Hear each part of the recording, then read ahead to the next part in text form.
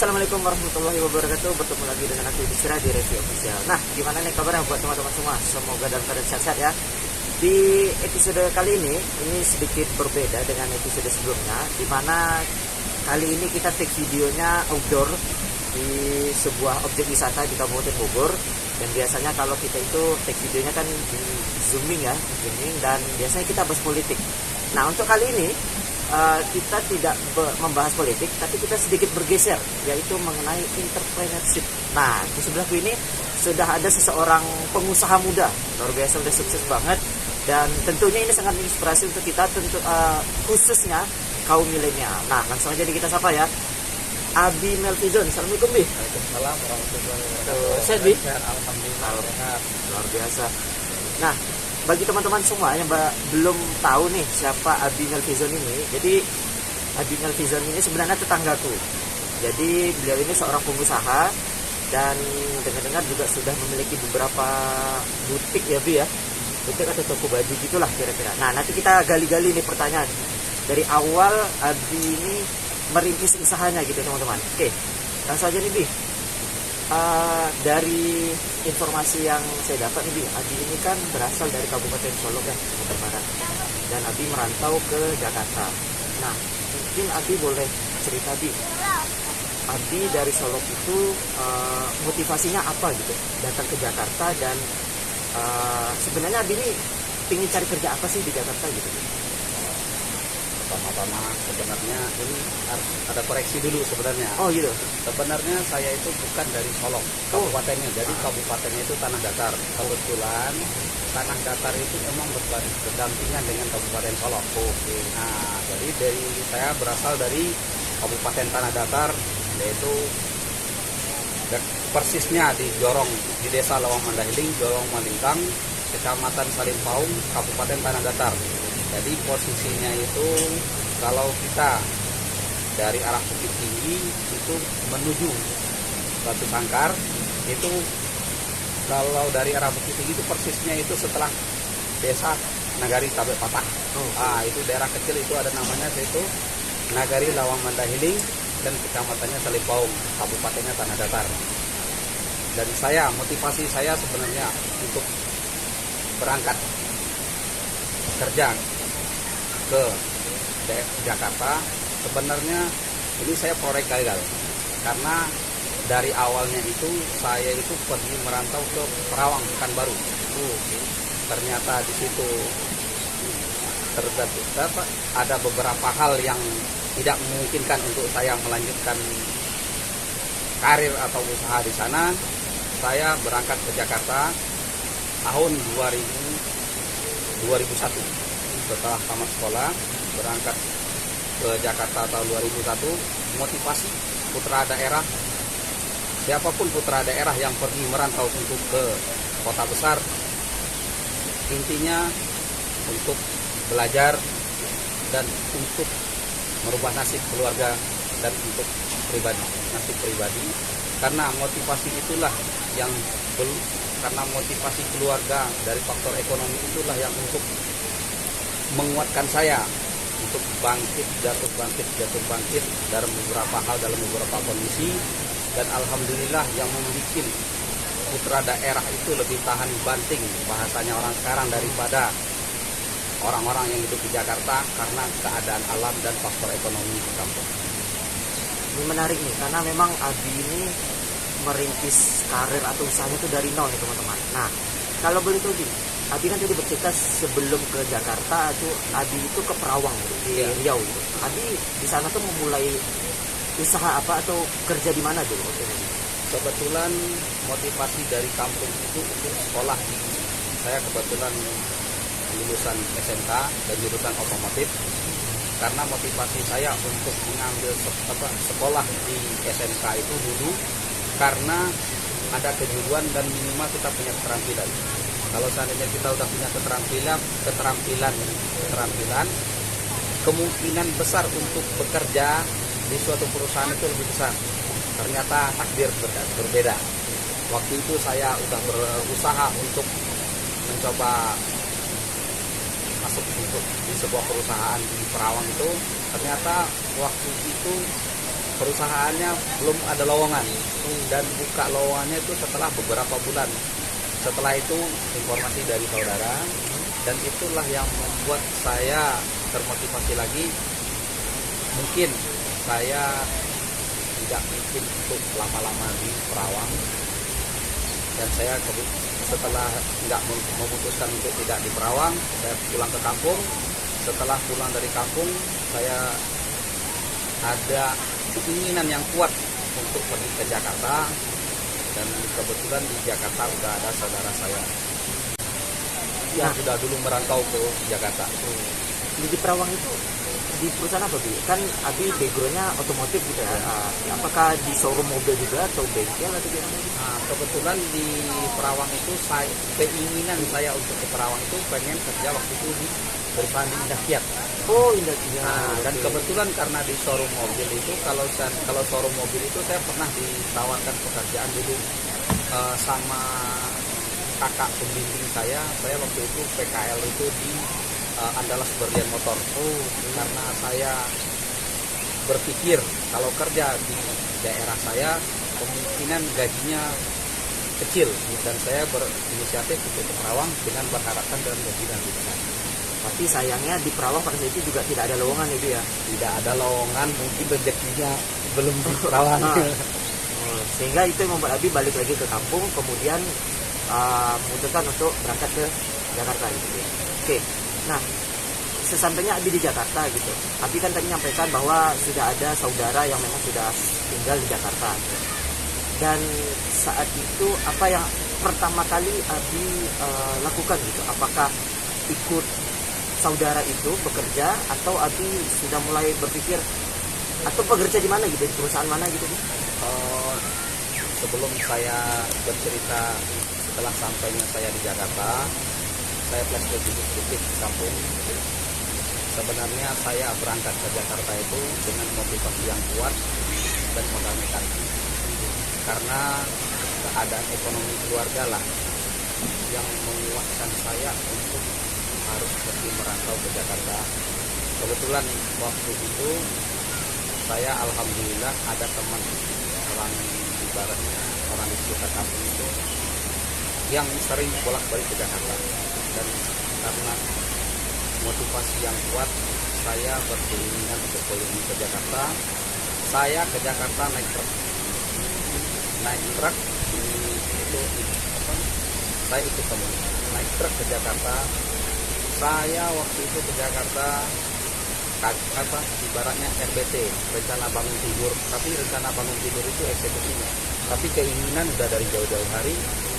Saya sore setelah sholat asar berbicara dengan ibu saya mau ke Jakarta, saya naik truk. Karena faktor ekonomi, ibu saya mengatakan saya nggak punya ongkos. Saya waktu itu memberitahu ke ibu saya nggak perlu ongkos, kalau ada duit ya kasih, kalau nggak apa-apa, yang penting saya pengen merantau ke Jakarta. Dan seiring berjalannya waktu, ya dikasih perjalanan Jakarta, ibaratnya dari kampung saya ke Jakarta itu naik truk, banyaklah suka duka yang saya alami di jalan. Tapi alhamdulillah rabbil alamin sampai juga saya di Jakarta. Nah, sesampainya di Jakarta gitu, Bu, apakah Abi langsung melamar bekerja di sebuah perusahaan atau mengikuti saudara, atau Abi berusaha untuk melihat peluang usaha gitu? Kebetulan alhamdulillahnya waktu itu saya sampainya di Jakarta, saya ikut abang saya. Alhamdulillah abang saya waktu itu dia udah mulai usaha. Dan yang menarik dari perkataan abang saya itu, waktu saya baru sampai di Jakarta, dia kasih pilihan, kamu ke Jakarta mau ngapain? Kalau seandainya kamu mau jalan-jalan, waktunya cuma 1 bulan. Dikasih waktu 1 bulan, setelah 1 bulan pulang kampung. Tapi kalau seandainya ada motivasi lain, pengen intinya bahasa kita di pasarnya itu, kalau seandainya kita pengen merubah hidup atau pengen merubah nasib, ayo belajar bareng-bareng. Itu sangat ditekankan sama abang saya itu. Kalau seandainya hanya pergi main-main, waktunya 1 bulan, setelah itu pulang kampung. Kalau untuk merubah nasib atau pengen berusaha biar lebih baik lagi dalam faktor ekonomi, ayo kita belajar bareng-bareng, kamu harus ikut aturan saya. Nah, berarti awal-awal tinggal di Jakarta di ikut abang gitu ya? Saya ikut abang saya, yaitu kita itu pertama itu tinggal di daerah Gandul. Gandul itu di daerah Cinere, perbatasan Depok sama Jakarta Selatan. Dan setelah itu saya ikut abang saya, dan saya ditempatkan waktu itu di daerah Bekasi. Saya pertama ikut sama abang saya itu jualannya itu di daerah Bekasi, yaitu di Grand Mall Bekasi. Di Grand Mall Bekasi itu pertama mall saya yang pertama yang saya jualan itu ikut abang saya kerja. Status saya di sama abang saya karyawan. Saya karyawan dari abang saya, dan motivasi dari abang saya itu yang saya ingat banget sampai sekarang itu, dan itu untuk motivasi yang sangat ibaratnya itu jadi buat pegangan buat saya. Kamu kalau seandainya pengen berhasil, status kamu di tempat usaha, status kamu karyawan saya. Kalau di rumah baru kamu ada kalau kerjaan itu kamu ikut aturan kerjaan. Tetap profesional gitu Harus ya. profesional. Jadi tidak nepotisme mentang-mentang gua adiknya yang pemilik toko lo gitu, bukan gitu ya. Oh, tidak bisa seperti itu. Setelah saya jalankan sampai saat ini, ternyata motivasi yang diberikan sama abang saya itu sangat berpengaruh untuk kehidupan saya dan pola pikir saya.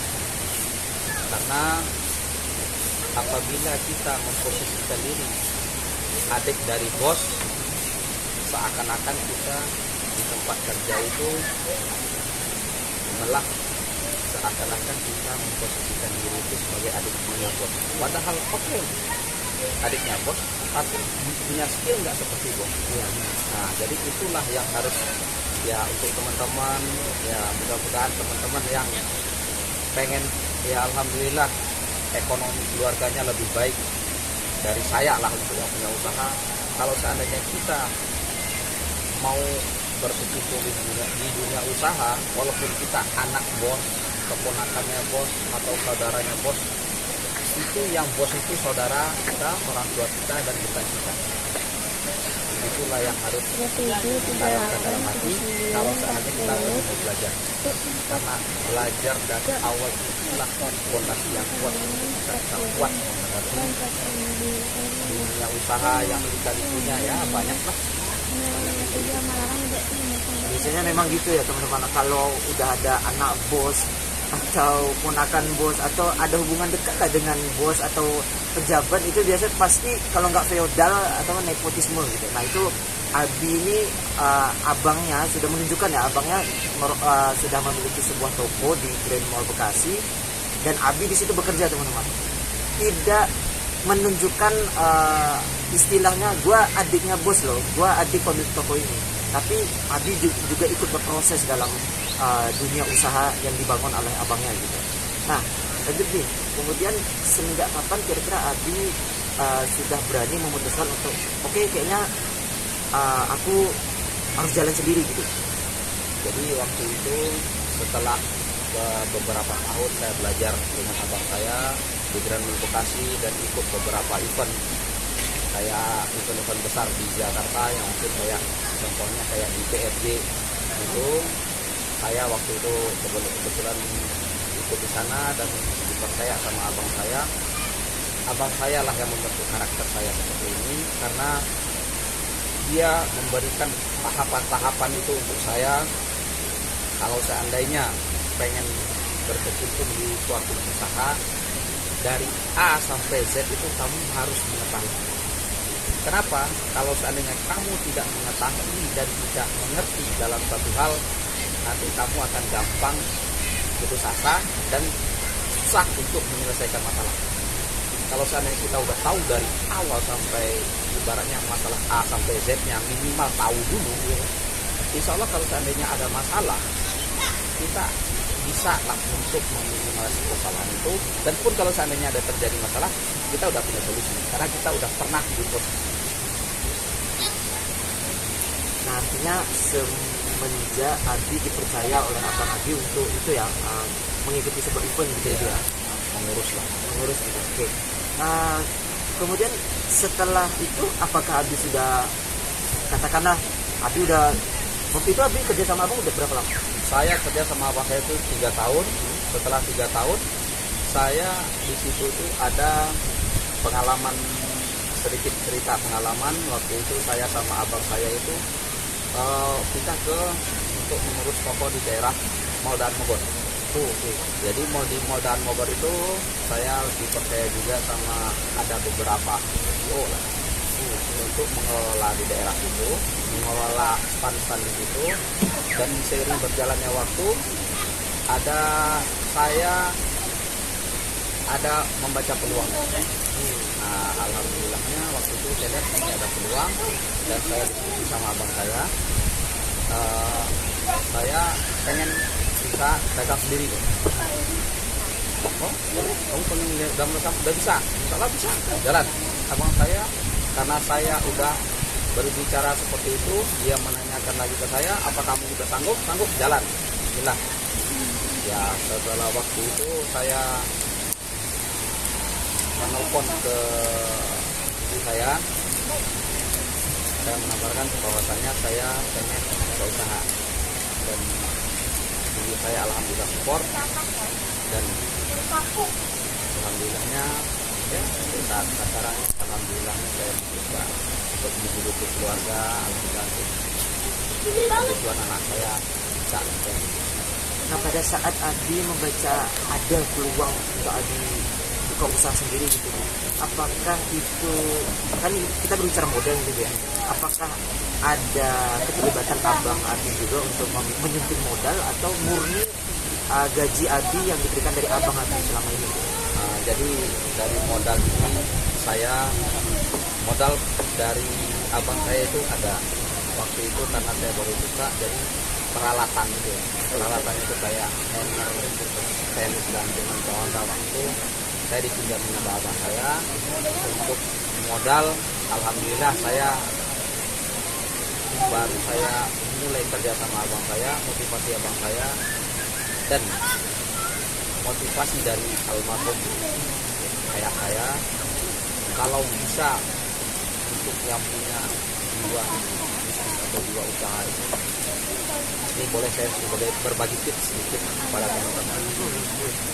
Kalau seandainya kita di dunia usaha itu, kalau ini pesan almarhum bapak saya, kalau bisa untuk mencari duit buat kita itu orang lain. Intinya apa? Bahasa sekarangnya itu dulu harus jadi bos. Motivasi itulah yang membuat saya untuk, karena ada karena waktu itu saya kerja sama abang saya punya keinginan bagaimana saya bisa untuk mandiri dan punya usaha sendiri. Jadi seiring berjalannya waktu saya kerja ada hasil, saya nggak ambil duitnya, saya tutupin dari. Artinya dari stand yang di Mall dan Mogor itu Abi kelola sendiri gitu ya? Saya bukan kelola sendiri, jadi ada waktu itu saya kerjasama dengan salah satu manajer deptor.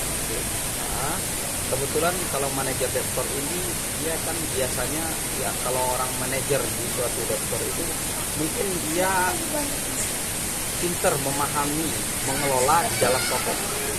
Kalau di luar mungkin bukan saya mengecilkan manajer itu tidak, tapi mungkin ada poin-poin di mengelola stand itu mungkin saya lebih tahu sedikit dari dia. Nah, gitu. Jadi kita kerjasama waktu itu alhamdulillahnya lancar. Beberapa bulan itu saya juga dapat tambahan duit dari situ, dan dapat tambahan duit dari abang saya, dan dibantu abang saya mulai stand. Saya dulu mulai usaha fashion ini dari ukurannya stand saya itu 2x3. Itu pertama saya buka itu di WTC Serpong. Oh, di Serpong. WTC Serpong. Matahari WTC Serpong Matahari. Itu pertamanya saya. Setelah dari situ, gak lama dari itu pas ada event di Mall Dan Mogot, saya baru balik lagi ke Dan Mogot. Artinya itu istilahnya stand pertama milik Abi sendiri. Pertama milik saya itu di WTC. Oke. Nah setelah itu tentu Abi semakin berjalan waktu makin itulah ya, mungkin usaha Abi makin berkembang. Nah setelah dari stand yang ada di WTC itu Abi punya stand di mana lagi? Alhamdulillahnya waktu itu saya buka di WTC Serpong itu kebetulan nggak sesuai harapan. Alhamdulillahnya waktu itu ada kesempatan untuk buka di Mall Dan Mogot. Alhamdulillahnya di situ saya ada rezeki. Alhamdulillahnya usaha di situ berkembang. Alhamdulillahnya saya pernah juga lah merasakan punya stand, punya toko di beberapa mall. Tapi untuk yang pertama di WTC Serpong itu, WTC Serpong kalau dibilang itu, mohon maaf ya, kalau seandainya kita nggak berpikir optimis, itu proyek gagal karena tidak sesuai harapan. Tapi menurut saya itu bukan gagal. Itu karena hanya keberhasilan tertunda. Satu keberhasilan yang kedua, yang disitulah mental kita itu biasa. Yang tempat saya itu di WTC Serpong itu, bahwasanya kita membuka usaha itu jangan mengharapkan hasil dulu, nikmati proses. Kalau seandainya plus minus, itu yang harus kita lakukan. Jadi kita koreksi apa kekurangan. Nah berarti kan kata Abi di WTC Serpong ini nggak sesuai harapan. Kemudian Abi kembali ke Mall Dan Mogot. Nah awalnya kan di Mall Dan Mogot ini Abi mengelola stand punya abang Abi ya. Dan kemudian artinya Abi punya stand sendiri juga di Mall Dan Mogot itu ya. Jadi setelah saya buka di situ dan pameran itu, kebetulan waktu itu WTC Mall Dan Mogot itu belum seramai sekarang. Jadi ada stand itu, ada space itu masih kosong. Dan waktu itu saya mengajukan ke pengelola untuk menyewa beberapa ada space itu di lantai 3. Alhamdulillah disetujui dan diterima oleh pengelola. Disitulah alhamdulillahnya batu loncat. Nah mungkin juga teman-teman pada ingin tahu juga jadi selain di Mall Dan Mogot, Abi punya stand di mana lagi? Kalau untuk yang mall-mall itu, saya dulu pernah ikut pameran di Grand Bekasi, Grand Mall Bekasi, itu kan event. Dan seiring pernah juga di Mall Kalibata, Jasa Kalibata, pernah juga Jahmada juga. Alhamdulillah waktu itu ada rezeki, saya juga pernah ikut mengikuti jejak abang saya itu, saya pernah ikut di CFD. Sampai ada kakak itu. Nah kemudian boleh mungkin Abi jelaskan jatuh bangun itu seperti apa sih dalam membangun usaha itu kan dari toko ke toko, dari mall ke mall tentu memiliki jalan cerita tersendiri gitu. Kayak yang di WTC Serpong tadi lah, Abi kayaknya tidak sesuai harapan gitu. Nah tentunya di stand-stand yang lain juga Abi memiliki cerita sendiri gitu. Apa yang dimana menurut Abi saat yang paling mengecewakan istilahnya gitu di dalam membangun usaha ini?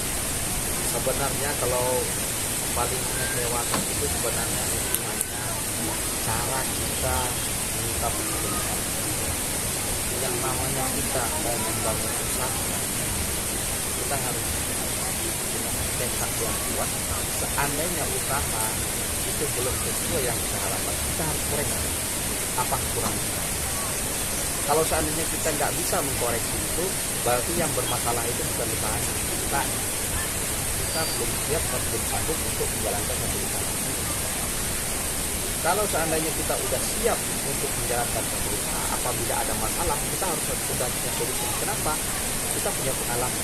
Disitulah perlunya kita itu belajar dari awal. Dari hal-hal sekecil apapun kita harus belajar dulu. Kalau seandainya kita belum tahu, terus langsung untuk buka stand atau buka toko, itu kalau menurut saya itu bobak. Kenapa? Kita punya usaha, merintis usaha itu dari nol itu bukan hanya modal uang saja, kita juga harus tahu kita usaha ini, karakter usaha kita seperti apa, dan plus minusnya yang usaha yang harus kita jalani kita harus mengerti dulu. Kalau seandainya kita punya duit tapi ini belum mengerti, hal-hal seperti ini belum mengerti, hal-hal sepele belum mengerti, lebih baik kita belajar. Kalau seandainya kita udah belajar, berarti kita minimal punya ilmunya lah. Nah, kalau kita tidak punya ilmu, susahnya nanti seandainya ada masalah. Yang namanya usaha pasti ada masalah, tidak mungkin tidak ada masalah. Karena dari masalah itulah yang membuat kita tertempa untuk lebih kuat menghadapi masalah, menghadapi problem dalam usaha.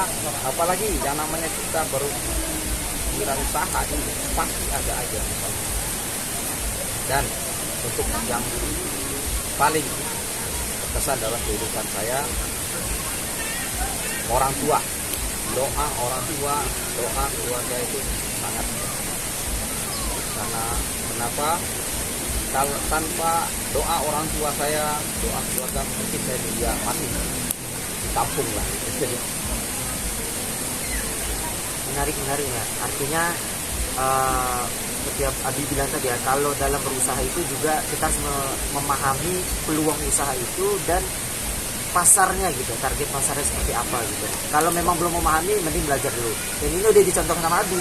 Abi ini awalnya ngikut sama abang, dan kemudian memang sudah cukup ilmu dan memiliki modal yang cukup, dan kenapa enggak kan gitu, mau mulainya gitu. Nah sekarang nih kalau boleh tahu, ada berapa butik atau store yang aktif yang Abi miliki? Kebetulan saya sekarang itu yang saya kelola itu saya ada tiga, itu kebetulan seiring berjalannya waktu ada pergeseran dari usaha saya. Saya dulunya punya toko di mall, seiring berjalannya waktu dan saya berpikir untuk usaha saya di mall ini tidak maksimal. Kenapa tidak maksimal? Kos untuk Jakarta itu besar menurut saya, karena dengan kondisi pasar sebelum COVID atau belum berkembangnya sektor yang online, dan itu yang sektor offline ini berasa, dan saya memutuskan untuk mengembangkan usaha itu dan karena saya di Jakarta ini ada sedikit pengalaman di pasar, dan saya itu usaha saya itu sekarang selain saya punya toko sendiri, saya itu mensuplai toko teman-teman saya. Kebetulan ada teman yang punya usaha di Kalimantan, Sulawesi, dan saya ada beberapa barang yang saya suplai ke mereka.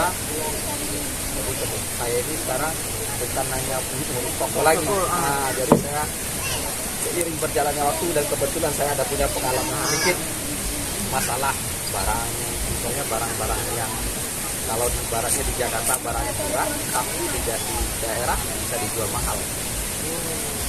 Jadi saya ada beberapa teman yang bisa minta bantuan ke saya untuk dicarikan barang-barang seperti itu, dan kebetulan buat mereka juga bagus untuk pasar di sana dan harganya terjangkau. Luar biasa ya, jadi bukan hanya ngelola toko sendiri, tapi juga udah bisa mensuplai produk atau ya barang-barang ke toko-toko milik teman-teman Abi sendiri gitu, di beberapa daerah itu. Luar biasa. Nah terus nih, apa alasan Abi kok Abi lebih memilih di Jambi gitu untuk membuka tokonya?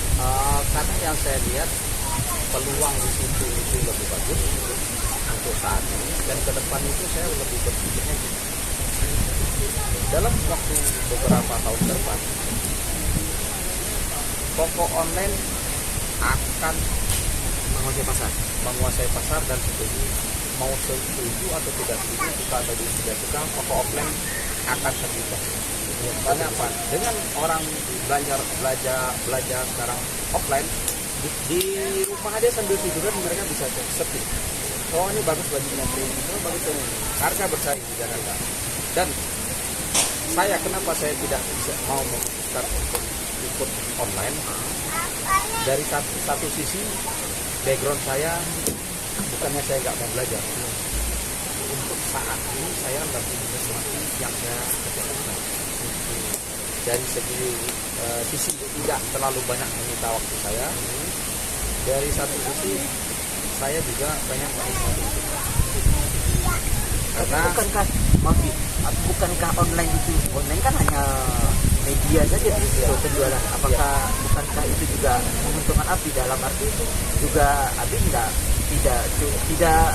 tidak menyita waktu Abi juga kok kalau online gitu? Oke, kalau teman-teman berpikiran seperti itu, iya, karena teman-teman mungkin hanya melihat online-nya aja. Kalau saya punya prinsip, kalau ada kita mau usaha, jangan tanggung-tanggung teman. Dan yang saya lihat teman-teman saya untuk merintis usaha online itu juga butuh waktu dan butuh keputusan.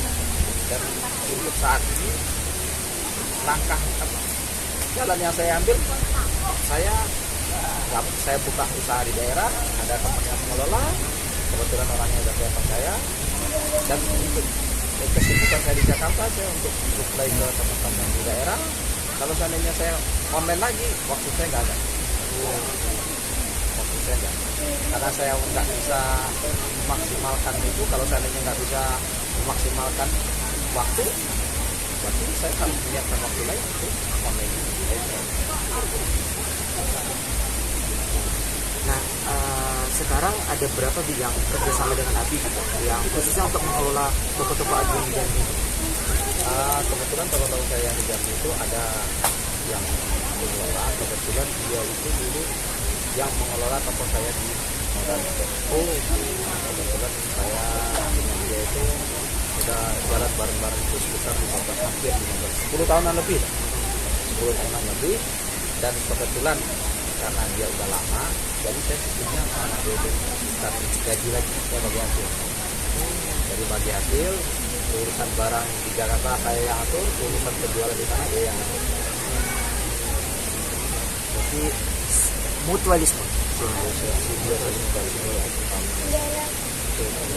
Nah, Bi, sekarang kan pandemi ini.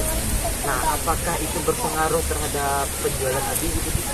Secara keseluruhan kalau pengaruhnya pasti, cuman efeknya alhamdulillah yang saya rasakan efeknya tidak seperti teman-teman saya khususnya yang masih jual punya toko di mall, dengan punya toko ya khususnya mungkin di daerah Pulau Jawa. Efeknya mungkin saya tidak seburuk mereka lah efeknya untuk masyarakat jalan. Sekarang kita semua udah tahu kan efek pandemi ini luar biasa, dan yang saya rasakan tidak sefatal yang teman-teman rasakan yang masih buka di mall atau buka di. Kalau tidak sefatal artinya ada penurunan omset gitu. Penurunan ada, cuman tidak signifikan yang teman-teman yang di Jakarta atau yang masih jualan operasional masih pokoknya masih di mall. Nah, kedepannya Bi, apalagi yang akan Abi kejar ini? Ini kan Abi udah punya 3 toko, bekerja sama dengan teman, dan sistemnya bagi hasil, bukan bayar, bukan membayar karyawan gitu kan. Nah, kedepannya apakah Abi juga ingin punya toko lagi di daerah-daerah lain atau sudah cukup? Kalau saya untuk saat ini, saya keinginan itu pasti ada. Cuman untuk saat seperti sekarang ini saya berusaha untuk berdamai dengan kenyataan itu, untuk mengalir aja. Motivasi pasti ada. Gak ada orang yang punya usaha, yang wirausaha itu yang tidak punya keinginan motivasi untuk mengembangkan usahanya atau untuk mengembangkan bisnisnya. Pasti kalau seandainya dia tidak berkeinginan atau tidak punya cita-cita untuk mengembangkan usaha atau bisnisnya, tapi dia itu kalau bisa memang jangan mengikuti usaha itu. Karena kalau seandainya motivasi itu tidak ada, berarti kemungkinan dia menjalankan bisnis atau usaha yang dia jalani sekarang itu mungkin tidak akan. Artinya Abi masih melihat jalani yang ada sekarang dan sambil melihat peluang gitu. Pasti. Cuman karena kondisinya sekarang itu mungkin belum memungkinkan. Tapi kalau keinginan itu pasti ada. Nah, kedepannya Bi, kalau kayak usaha-usaha gitu, oke lah memang terdampak pandemi. Tapi Abi melihat kira-kira kedepannya itu peluang usaha itu seperti apa sih yang paling paling memungkinkan untuk dan mudah jalannya gitu? Apakah in fashion, kuliner atau apa? Semua usaha tidak ada yang mudah dan tidak ada yang seindah yang selayaknya. Yang namanya kita harus menjalankan usaha apapun yang harus kita jalankan, minimal kita tuh harus tahu ilmunya. Kalau seandainya kita tidak tahu ilmunya, ajak teman yang lain yang lebih paham. Oh ini mungkin dia lebih mengerti di bidang manajemen, mungkin dia lebih mengerti di eksekusi di lapangannya baik. Tapi kalau seandainya eksekusi lapangannya kita belum tahu dan biasanya tidak ada ilmunya juga, terus kalau seandainya manajemennya juga tidak bagus, mungkin ini cerita pengalaman saya pribadi saya, tingkat keberhasilan seperti itu mungkin agak kurang karena tidak punya ilmu. Artinya semua sektor punya punya kesempatan masing-masing gitu, dalam arti punya peluang besar tuh tetap ada itu ya, mau di sektor apapun itu ya. Semua peluang itu ada, tergantung kita membaca peluang itu dari sejauh. Satu, yang kedua kita harus bisa membaca pasar. Kalau kita berada di satu daerah, ini peluang apa nih? Itu ada. Orang yang berjiwa bisnis pasti naluri itu berbeda. Naluri itu akan terasah kalau seandainya kita udah mau bisnis. Kalau seandainya kita belum bisa membaca peluang, itulah kita maksimalkanlah relasi saudara atau teman-teman, diskusi cari peluang-peluang apa untuk ke depan atau yang bisa berjalan. Tapi kalau seandainya mau memulai usaha itu jangan mengharapkan hasil, itu menikmati proses. Kalau hasil itu tanpa kita sadari ataupun kita sadari atau tidak kita sadari, hasil itu akan mengikut dan sesuai dengan apa yang kita laksanakan dari proses. Bahkan di luar dugaan kita kadang-kadang. Betul. Itu kalau hasil itu yang namanya kita sebagai manusia, hasil itu kita serahkan ke, kebetulan alhamdulillah saya muslim, semua hasil itu dan sudah saya serahkan kepada Allah Subhanahu wa taala, karena saya ini hanya tinggal menjalani yang sudah direncanakan. Berarti kalau bisa saya simpulkan di arti ini, kalau mengutip ya pernyataan dari seorang bisnismen kayak Dahlan Iskan itu, intinya itu adalah to be or not to be, mau atau nggak mau. Ketika kita mau, maka kita akan menemukan jalannya gitu, kita akan menemukan pintu-pintunya gitu. Tinggal kita mencari cara bagaimana kita membuka pintu itu dan kemana ujung dari pintu itu. Nah tapi kalau kita tidak mau, maka kita stagnan saja, diam di tempat saja, berharap ada yang kasihan, berharap ada yang menolong. Itu apa ya, nggak bukan tipikal Abi seperti itu kalau bisa saya lihat gitu ya. Artinya Abi ini orangnya mau belajar, tidak takut untuk mengambil keputusan meskipun itu berat, tapi Abi bisa menunjukkan bahwa eksistensi Abi dalam dunia bisnis cukup luar biasa gitu. Oke Bi, terakhir Bi, closing statement untuk teman-teman kita semua, khususnya kaum milenial gitu. Ini kan banyak juga nih kaum milenial yang udah mulai peluang usaha gitu. Apalagi lebih ke online, karena tahunya kan sekarang anak muda itu lebih kan online gitu. Nah, pesan Abi kira-kira atau untuk teman-teman yang merintis usaha juga seperti apa? Untuk teman-teman yang mau merintis usaha, yang pertama itu harus totalitas. Kenapa harus totalitas? Tidak bisa usaha itu kita tidak totalitas, karena seiring berjalannya waktu, masalah saya dulu mau mulai usaha dengan masalah teman-teman sekarang yang mau mulai usaha itu sangat berbeda. Saya dulu mulainya offline, teman-teman sekarang online. Intinya harus fokus dan memaksimalkan apa yang usaha yang kita jalankan. Fokus dan maksimal apa yang usaha kita jalankan. Kalau seandainya usaha sudah jalan, jangan merasa aman di zona nyaman sekarang. Dan lika-liku saya jatuh bangunnya saya merasa nyaman di zona aman. Itu yang kalau saya boleh katakan ke teman-teman itu jangan merasa aman di zona nyaman. Karena zona aman dan zona nyaman itulah sebenarnya zona yang berbahaya di dalam hidup. Soalnya apa? Itu akan membuat kita terlena. Seakan-akan kita udah puas dengan hasil yang kita capai. Itu totalitas, jangan merasa aman di zona nyaman, dan perbaikilah hubungan dengan keluarga karena biar bagaimanapun doa-doa keluarga, orang tua atau keluarga itu sangat penting. Yang dari saya mudah-mudahan bermanfaat. Assalamualaikum warahmatullahi wabarakatuh. Terima kasih Abi Ali. Artinya totalitas, fokus dan doa itu kunci dari Abi dalam membangun sebuah atau merintis sebuah usaha. Terima kasih Abi atas waktunya. Sukses selalu buat usaha Abi. Semoga makin jaya karirnya, usahanya juga Abi ya. Amin. Siap. Terima kasih teman-teman semua. Itu dia perbincanganku dengan Abi Melvizon yang luar biasa sekali pada kesempatan ini.